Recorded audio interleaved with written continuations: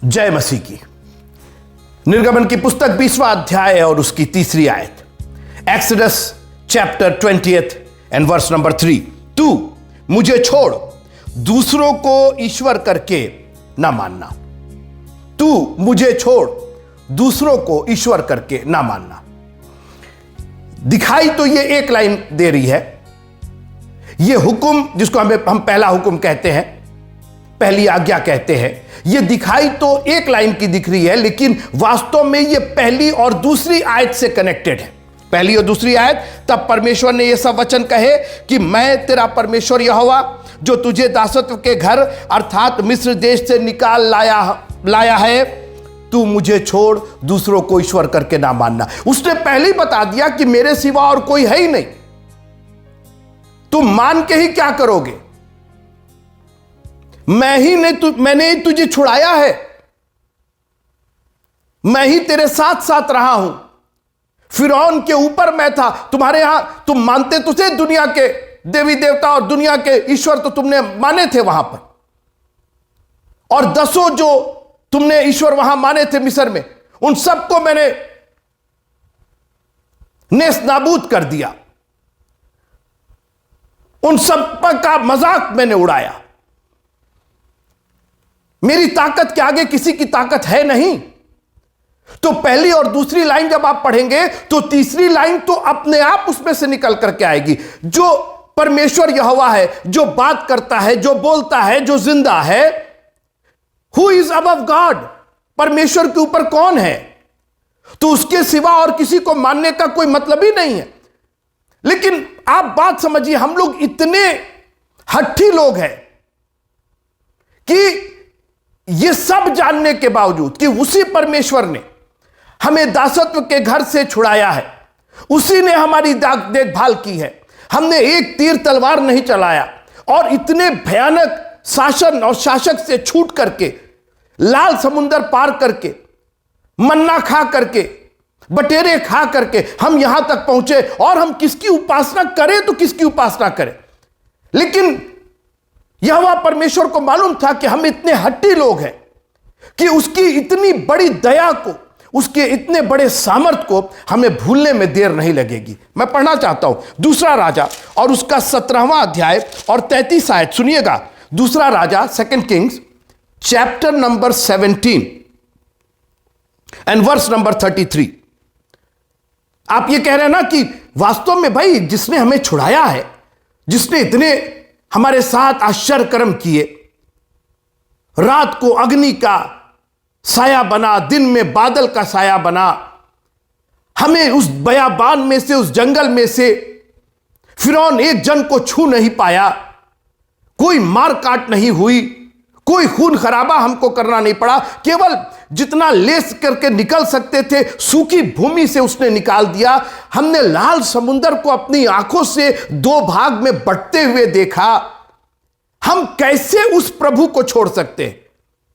सुनिएगा, वे यहोवा का भय मानते तो थे। मानते तो थे क्या मतलब? अरे मानते थे, मानते हैं, परंतु उन जातियों की रीत पर जिनके बीच में से वे निकाले गए थे, अपने अपने देवताओं की भी उपासना करते रहे। जिन जातियों में से, मिस्रियों में से निकाले गए थे, उनको टीका लगाना था, तो हमारी बहनों को भी टीका लगाना जरूरी है। ये अन्य जाति, क्योंकि उन्हीं के बीच से हम निकाले गए। हम क्रिश्चियन हैं। आज क्रिश्चियन बहनें, क्रिश्चियन महिलाएं, मैंने आदमियों को देखा है टीका लगाए हुए। मैंने आदमियों को, क्रिश्चियन आदमियों को देखा है वो धागा और क्या क्या जो बांधते, वो हमारा नहीं है। अरे हम क्रिश्चियन है, क्या कर रहे हैं? इस तरह से क्रिश्चियन है आप? यहोवा को मानते तो थे, लेकिन उन देवताओं को भी, उनकी रीतियां भी मानते थे। मित्रों, ये 10 आज्ञाएं हैं, और याद रखिएगा, आज्ञाओं को ना मानने का परिणाम दंड होता है। ये कमांडमेंट्स है, ये ऑप्शन नहीं है कि निम्नलिखित 10 आज्ञाओं में से किन्हीं 2 आज्ञाओं को मानो, और यह ठीक नहीं है, वो ठीक नहीं है। यह भी नहीं है कि निम्नलिखित 10 आज्ञाओं में से सही और गलत पर निशान लगाओ। नहीं नहीं मित्रों, यह परमेश्वर का कलाम है, तब परमेश्वर ने यह वचन कहे। यह मूसा और फिरौन और हारून के वचन, यह लवीन मोरार के वचन नहीं है। This is God speaking to you. You better listen to him.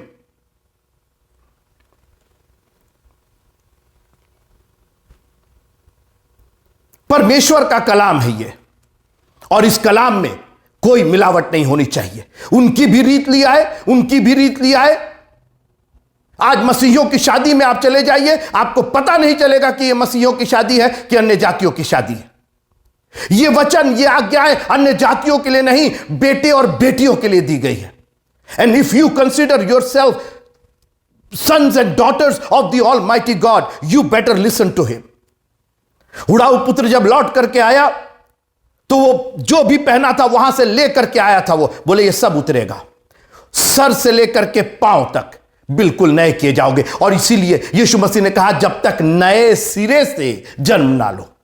नया जन्म नहीं, नए सिरे से। You have to go back. तुम्हारा पुराना जन्म बेकार हो गया, यह नए सिरे से है। बात समझिए, केवल नया जन्म नहीं है, नए सिरे से है।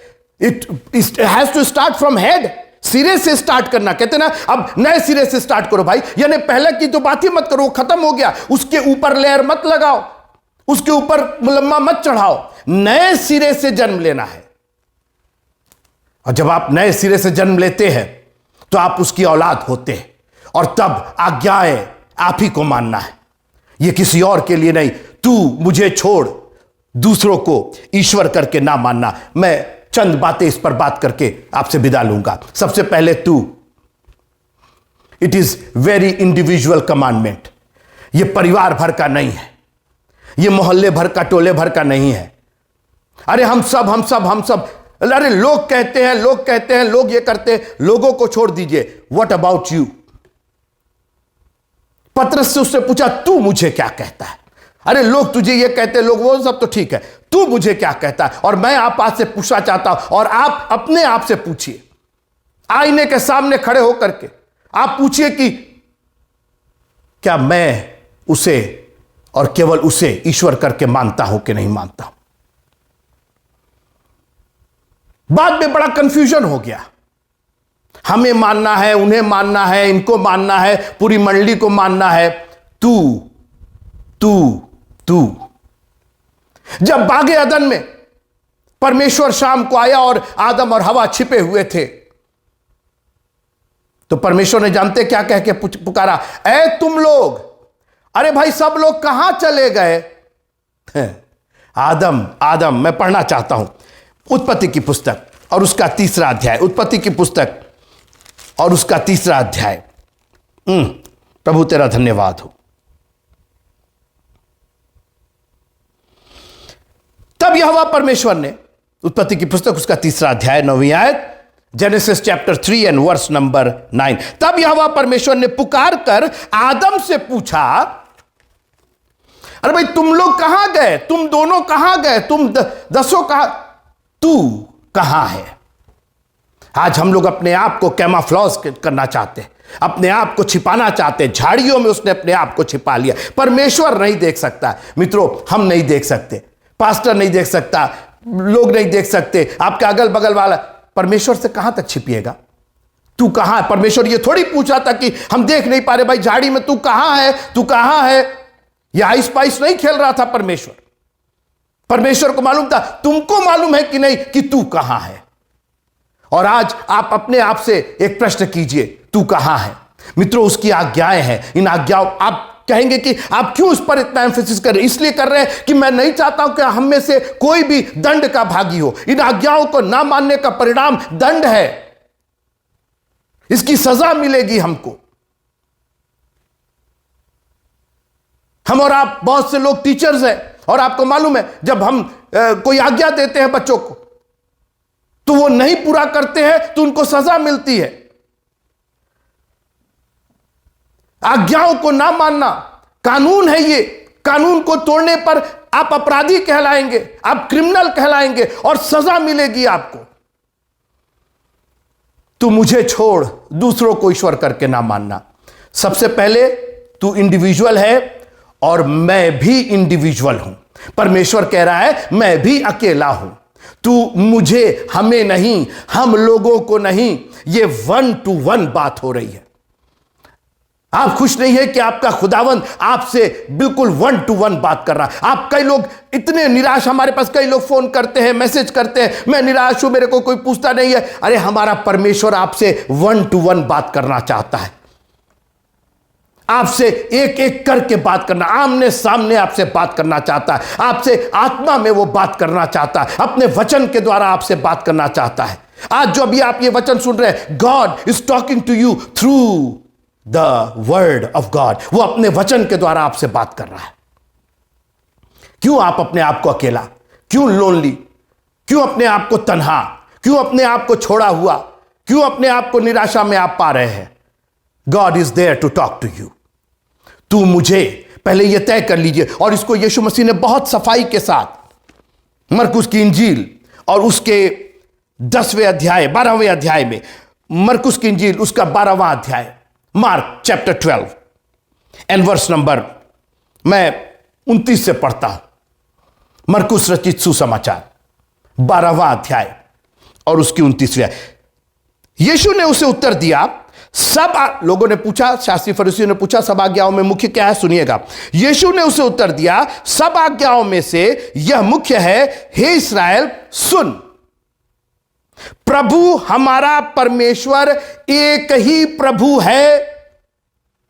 हम अभी तक परेशान हैं, 3 है, 4 है, 2 है, 5 है। मित्रों, जब एक ही प्रभु हमारा है तो फिर 3, 4, 5, 10 की जरूरत क्या है? और याद रखिएगा, if God is not one God, he is not God at all. अगर परमेश्वर एक परमेश्वर नहीं है, क्योंकि वो पिता है ना मित्रों, तो पिता तो एक ही होगा ना। आप मोहल्ले भर को डैडी कहिए, मोहल्ले भर को पापा कहिए, मोहल्ले भर को बाबूजी कहिए, लेकिन आपका पिता तो एक ही है।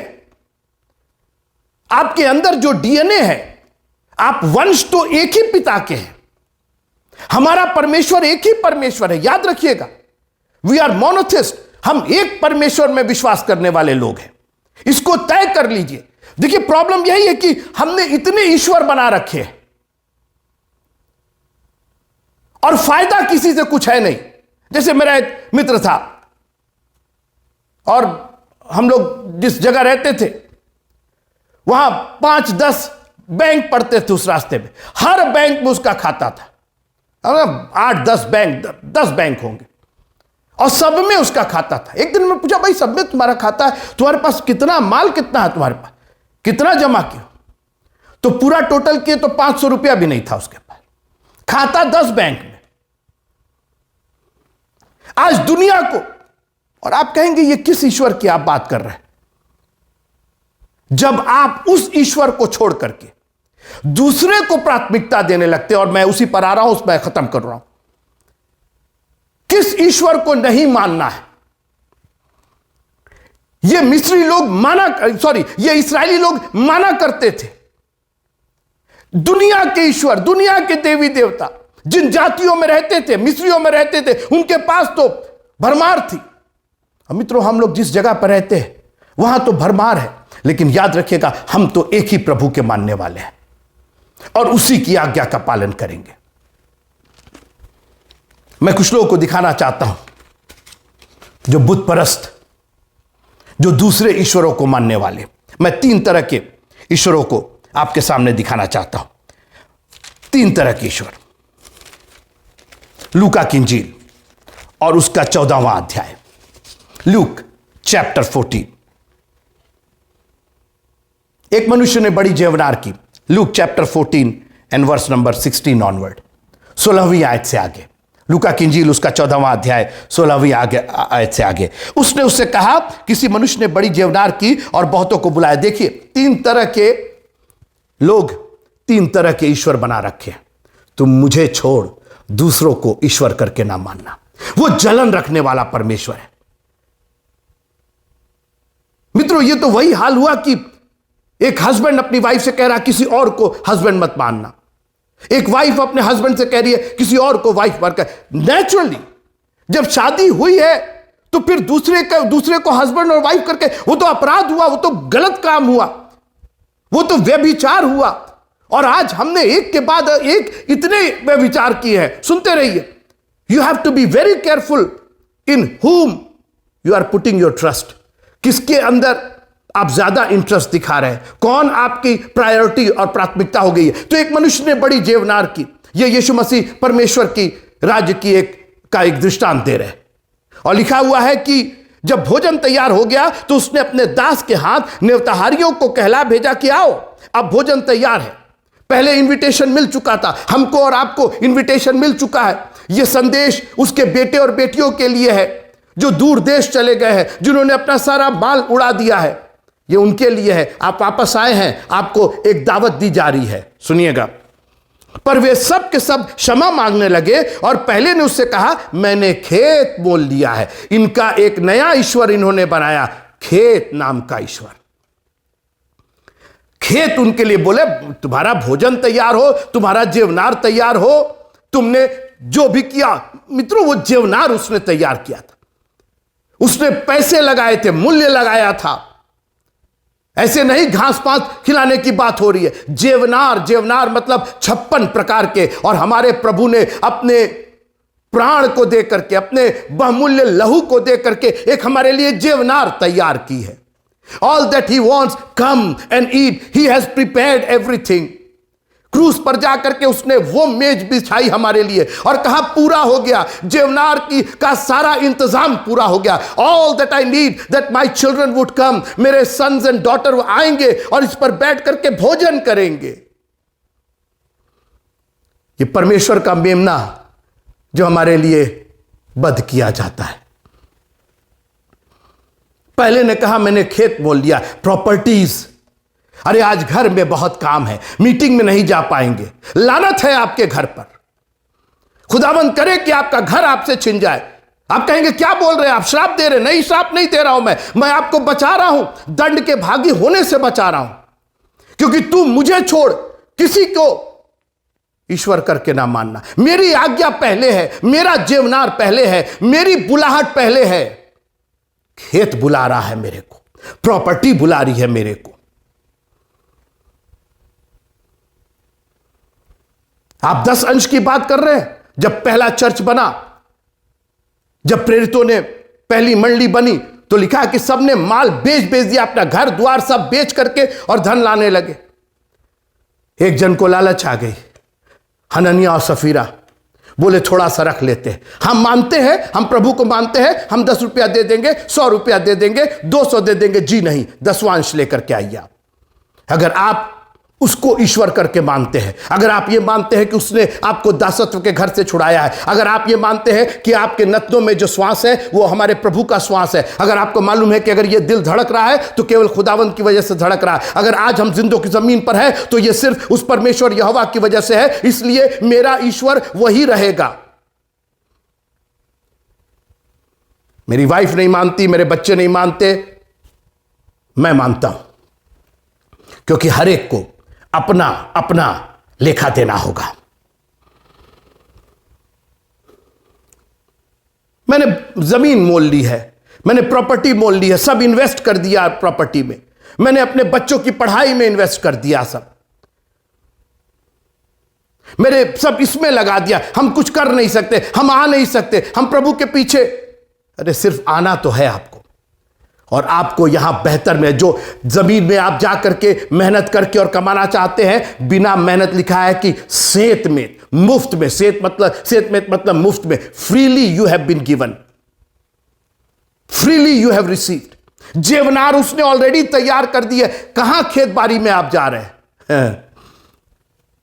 अरे खेत बाड़ी में भी जो काम कर रहे हैं वो जेवनार के लिए कर रहे हैं कि उसके बाद कमाएंगे और उसमें पैदावार होगा, उसको ये करेंगे और फिर बैठ के खाएंगे। अरे तो वो ऑलरेडी उसने मेज बिछा दिया, तो आपके दुश्मनों के सामने आपके लिए मेज बिछाया है उसने। दूसरे बुत परस्त को देखिए, दूसरे जो ईश्वर बना लिया था, दूसरे ने कहा मैंने 5 जोड़े बैल मोल लिए हैं। वाह क्या बात है, मैं उन्हें परखने जाता हूं। अरे मेरा बिजनेस है, मेरा काम जो है, मेरी नौकरी जो है,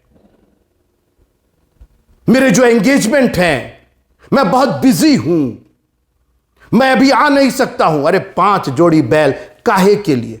क्या परखोगे? उस बैलों से क्या करोगे? उनके पीछे पीछे तुम भी बैल बन करके घूमोगे। 5 जोड़ी वो हैं और तुम एक उसके अंदर। आज हम दुनिया के लिए बैलों के समान काम कर रहे हैं। काश कि खुदा के लिए कोई काम करने को तैयार हो जाता। मित्रों, मैं भी बैलों के समान काम करता था। जब कहा घंटी बजी तो चले गए, घंटी बजी तो निकल गए। क्लास में घंटी पर घंटी, जैसे बैलों को घंटी बजा करके सब काम कराया जाता, टाइम से काम कराया जाता। मैंने कहा कुछ नहीं, मेरे को जेवनार में जाना है। मैंने कहा जिसको बैल रखना बैल रखे, जिसको हल रखना हल रखे, मैं तो जेवनार में जा रहा हूं। और आज मैं प्रभु का धन्यवाद करता हूं कि आज उसकी जेवनार, उसकी मेज पर बैठ करके मैं खाता हूं। इट इज फिनिश्ड, मैंने पूरा कर दिया है। जब भोजन तैयार हो गया, भोजन उसने तैयार किया है, सारे मसाले उसने मिलाए हैं, सारा स्वाद उसने पैदा किया है। All that I have to do is just eat the bread of life. आओ बैठ के खाओ, तुमको मेहनत करने के लिए नहीं बुला रहे। उसने कहा बोझ से दबे हुए लोगों मेरे पास आओ। लेकिन हमने तो अपने अपने ईश्वर बना रखे हैं ना। हमारी ये 5 जोड़ी बैल हमारे ईश्वर हो गए। और तीसरे का एक्सक्यूज सुनिए, उसका बहाना सुनिए, उसके ईश्वर के बारे में सुनिए। एक और ने कहा मैंने ब्याह किया है, मेरी फैमिली, शादी है। अरे मैं आपको बताऊं कि कई बार जब हम लोग के भी चर्च पे शादी होती तो लोग, शादी के घर वाले आते ही नहीं है। कितना बिजी हो गए, मतलब 1 घंटा 2 घंटा अगर आप शादी चर्च पे बैठ जाएंगे तो आपकी शादी खराब हो जाएगी। रात रात भर जगे हुए, आज रात जग्गा है तो आज दिन जग्गा है, तो हर जगह है, केवल परमेश्वर के लिए कोई जगह नहीं है। कहां आपको आकर के दुआ मांगनी है, खुदावंद मेरे घर में ब्याह है, मेरे घर में शादी है, कोई कमी नहीं होनी चाहिए। पहले आप न्योते पर आएंगे, आप रहेंगे तो मैं नहीं खत्म होगी। हमें शर्मिंदा नहीं होना पड़ेगा। ना लड़की वाले कुछ बोल पाएंगे ना लड़के वाले। मैंने ब्याह किया, बहुत अच्छी बात है, लेकर के आओ। ये तो परमेश्वर ने जोड़ा है, परमेश्वर ने पहला ब्याह रचाया था और वो यही चाहता था कि दोनों एक तन हो और मुझे ईश्वर करके माने। सुनिएगा, आपने कहा कि उस दास ने आकर अपने स्वामी को ये बातें कह सुनाई। तब घर के स्वामी ने क्रोध में आकर के, मैं इसी से बचाना चाहता हूं और इसीलिए मैं कह रहा हूं कि आपके घर पर लानत हो, आपके 5 जोड़ी बैल के बेकार हो जाए, आपका परिवार आपके लिए ठोकर का कारण बना हुआ है। आपका बिजनेस, आपकी नौकरी, आपके 5 बैल आपको जेवनार में नहीं जाने दे रहे, आपकी भूमि नहीं जाने दे रही है। क्या फायदा ऐसी भूमि से? क्या फायदा ऐसे 5 जोड़ी बैल से? क्या फायदा ऐसी शादी से जो खुदा की बरकतों को आप तक आने के लिए रोक रहे हैं? मित्रों, एक दिन ये भूमि में हम और आप खत्म हो जाएंगे। एक दिन इन 5 जोड़ी बैल के साथ हम खत्म हो जाएंगे। ये ब्याह खत्म हो जाएगा, जोड़ा छूट जाएगा। और तब हम और आप क्या जवाब देंगे कि मैंने तुझको ईश्वर करके नहीं माना, मेरे पास तो अपने ईश्वर थे। ये सारे ईश्वर बेकार हैं मित्रों। आज बहुत से बहाने हो सकते हैं, लेकिन आज आप ये ठान लीजिए कि मैं तुझे छोड़ और किसी को ईश्वर करके नहीं मानूंगा। आप एक बार करके देखिए, इट विल ब्लेस यू। ये दुनिया की जो प्राथमिकताएं और प्रायोरिटीज हैं, हम थोड़ा बचा ले, थोड़ा रख ले, ये सब बेकार हो जाएगा। लेकिन जब आप जेवनार में आएंगे तो अपने को भी खिलाएंगे, अपनी ब्याहता को भी खिलाएंगे आप। उसकी जेवनार बहुत बड़ी है मित्रों। उसने बहुतों को बुलाया। पढ़िएगा, लिखा है कि उसने जेवनार की एक भोज किया और बहुतों को बुलाया। पूरा परिवार खाएगा, आपके वंशज के वंशज के वंशज खाएंगे। और ना सिर्फ इस धरती पर, लेकिन उस आसमान में भी जहां वो हमको ले जाना चाहता है। अपने आप को प्रिपेयर कीजिए। माफी मांगिए अगर आपने कुछ ईश्वर बना रखे हैं, क्योंकि आप दंड के भागी हो जाएंगे। और मैं नहीं चाहता हूं, क्योंकि वो आपसे प्यार करता, वो खुद नहीं चाहता कि आप दंड के भागी हो। उसने अपनी जान दी है, अपने बदन का रक्त का एक एक कतरा बहाया है कि आप उसको ईश्वर करके मान सके। तुम परमेश्वर पर विश्वास करते हो, मुझ पर भी विश्वास करो। मैं आऊंगा, मैं लेकर के जाऊंगा। खुदा के कलाम को अपने दिल में इतनी जगह दीजिए कि उसके आगे सब फीका हो जाए, सब धूल हो जाए, सब सेकेंडरी हो जाए।